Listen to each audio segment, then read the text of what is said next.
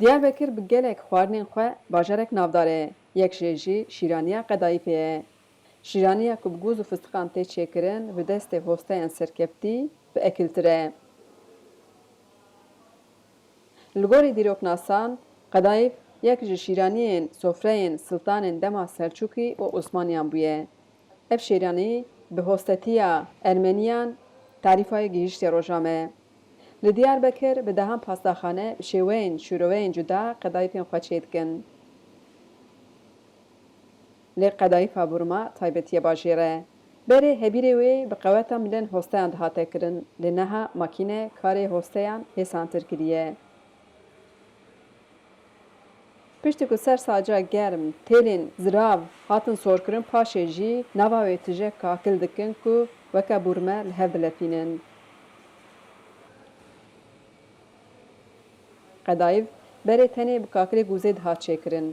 Lê fistiq û findiq di nav cureyên Qedayîfê de jî ciyê xwe girtine. Piştî lefandina Qedayîfê weka şeklê Burmeyê niha ji bijandinê re amade ye.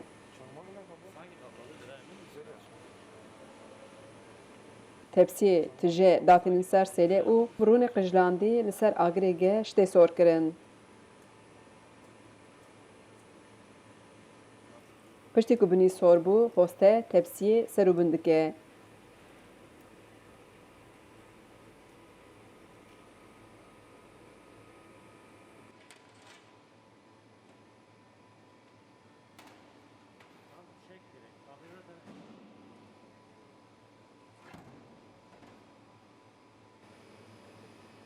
Her du alî jî sor dibin.